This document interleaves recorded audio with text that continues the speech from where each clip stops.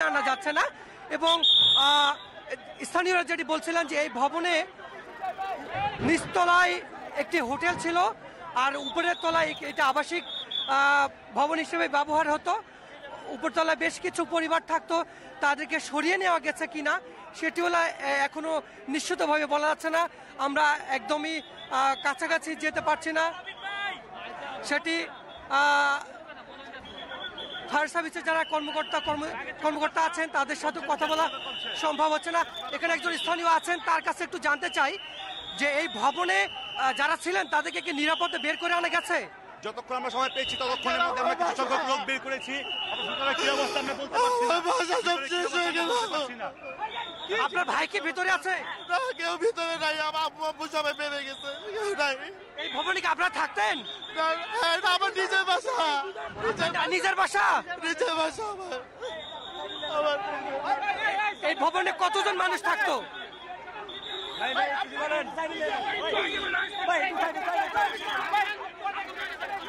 দর্শক আপনারা শুনতে পাচ্ছেন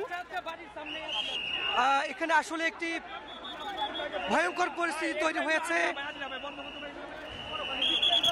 একটু আগে কথা বলছিলাম একজনের সাথে, তার পরিবার এই ভবনে আছে বলে তিনি দাবি করছেন, অর্থাৎ এই ভবনেই তিনি থাকতেন। তার বাবা মা, তার আত্মীয় স্বজন কোথায় আছে তিনি এই মুহূর্তে জানেন না। তাদেরকে সরিয়ে নেওয়া হয়েছে না কি অবস্থা তিনি আসলে সেটি বলতে পারছেন না। ফলে এটি আসলে অনেক বড় একটি হতাহতর ঘটনা ঘটতেও পারে, এখান থেকে নিশ্চিত করে বলা যাচ্ছে না এই মুহূর্তে, কারণ কাছে যাওয়ার মতো কোনো ধরনের সুযোগ নেই। যারা এখানে আছেন স্থানীয়রা, তাদের কাছ থেকে যেটুকু তথ্য পাওয়া যাচ্ছে সেটি আসলে এই মুহূর্তে তথ্য সূত্র বলা যেতে পারে।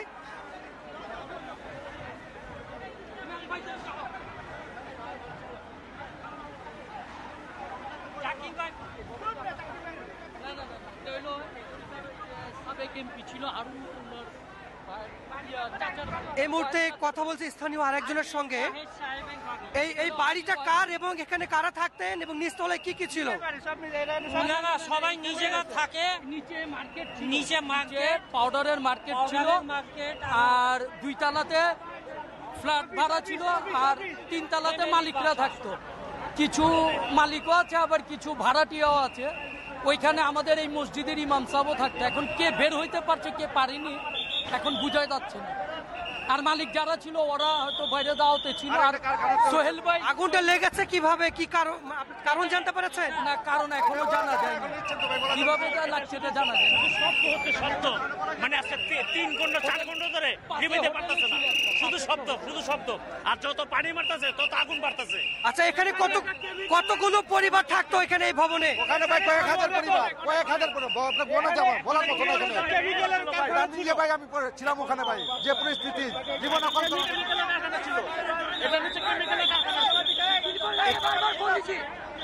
একটি বিষয় সবাই বলছিলেন যে এই ভবনের নিচের তলায় একটি কেমিক্যালের কারখানা ছিল, আগুন ছিল, সিলিন্ডার গ্যাস ছিল, প্লাস আপনার দানার বস্তা ছিল। এইগুলোর জন্য আরো এটার জন্য আরো কেমিক্যালটা আরো আগুন বেশি লাগছে। এখন আমার এখান থেকে অনেক পুরো আগুন লেগে গেছে, এখন মানে হইতাছে না। অনেক চেষ্টা করতেছে আমাদের। এই ভবনে কতগুলো পরিবার থাকতো? প্রায় 20-25 জন, প্রায় 45টার মতো পরিবার আছে আমাদের। তাদেরকে সবাইকে কি নিরাপদে বের করে গেছে? আপনারা কি দেখেছেন? মনে হয় না এখনো নিরাপদে হয়নি। অনেক লোকজন জ্বালা যন্ত্রণায় আছে, অনেক লোকজন ক্ষতি হয়েছে। নিচের তলে কি কেমিক্যালের কোন কারখানা ছিল? আগুনটা কিভাবে লেগেছে, সূত্রপাত কোথা থেকে কি জানেন আপনারা? আমরা এখানে বসা ছিলাম, এখানে বসা থাকাতে একটা বিকট একটা শব্দ আসছে, পরে আমরা